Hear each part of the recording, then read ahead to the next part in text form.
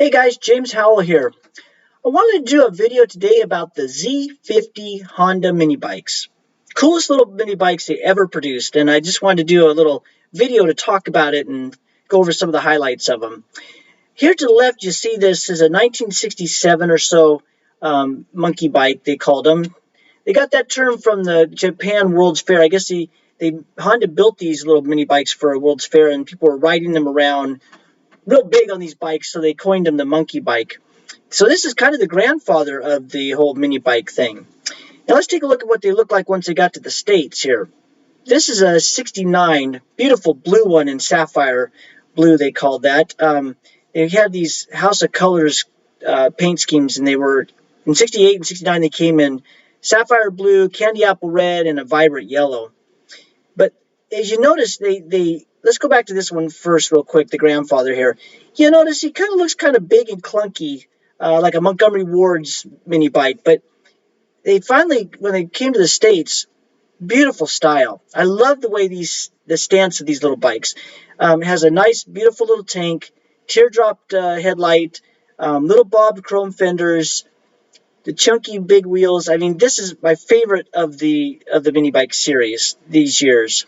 Let's take a look at another side of it there. There's the other side. A beautiful little color, this little sapphire blue. Let's check out this one. Now here it is in candy apple red. You can't go wrong with candy apple red. I love that they have the little hardtail. They don't have a suspension in the back. These had a little 3-speed transmission. They ran like a little watch. They've started the first kick. They're awesome for bringing to the campgrounds and everything. If you've ever not got a chance to ride one of these, jump on one of them. They purr like a kitten. They fire right up. Honda just made them so well. Take another look at that. There's the other side of it. These have been restored just beautifully. Here's a top version of it. I mean, they are just the neatest little bikes. I restored a CT70, and I'll do a video on that later, but I want to restore one of these little Z50s as well. Really, the Z50, I think, is my favorite of all of them. Look at it there. That's my favorite picture. The sun's glistening off the tank. That one is just beautifully restored. You could eat off of it. But, yeah, they're really fun for adults, for kids. When I was little, my dad would bring me to the Honda shop, and I actually was too little, so I couldn't ride them, but I knew they were made for kids, so it really bummed me out. But I got a fascination for them, and I think that's why, to this day, I really like to get a hold of them and try to restore them. Let's go forward here. Here's a 70 in blue. In 70, you notice they changed the little medallion on the side to mini trail instead of a little tiny round symbol. I kind of like this color scheme of the 68 and 69s because they had the paint color of the bike is on the bottom, not on the top. Here they have it on the top. Just doesn't quite meld as good, but they're still a good-looking little bike. Let's go forward. Here's a yellow one. Beautiful one. Looks like it's at like a car auction or something like that. This has been totally restored. This is in vibrant yellow. Great-looking little bike. Let's see what else we got. Here's a blue one in 71. You notice they started getting the fenders a little longer in the back here, changing little things here and there. This is probably the last year that I would want to restore because they started to change after this. So let's go ahead and go forward here. Oh, before we go forward, I wanted to show this one. I spotted this little 71 that somebody made into an Evel Knievel bike. I thought this one looked really cool. It's got the Evel Knievel color scheme, and then you can tell they took the frame and stretched it out. Pretty cool looking little bike there. That's a 71. Here it is in 74. And you notice it's getting a little bigger. They lost the teardrop headlight, which I was a big fan of. You got a riveted seat, which is kind of cool looking. And it's a soft sprung in the back. Bigger tanks and springing it in the back.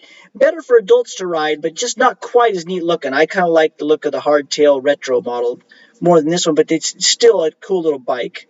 Let's take a look at there's the other side of it. You notice they got more of the heavy guards on the pipes to keep people safe and everything, but some of the things for safety end up not being so cool for the whole styling of the thing, but still a neat little bike. These are still really collectible. And there's a close-up detail. That one's been restored really nice, really nice.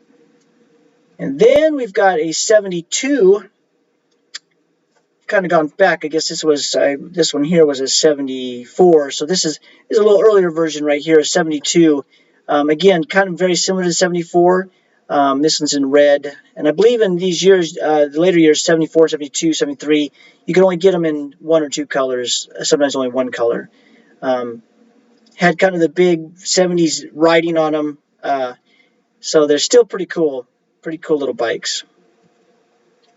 So let's end it on this one, the little yellow one from 69. Out in the farm, great place to drive them. But yeah, if you can get a hold of one of these bikes, pick one up. They're going up in value extremely fast. You get a little junker for like off of Craigslist for $600-700, little rust bucket. You get medium range one that's kind of not all beat up, about maybe $1,500-1,600. These totally restored, like $4,000 or $5,000. So they're great to get a hold of, restore. They're neat little bikes, fun to ride. But anyhow, we'll end it there, guys.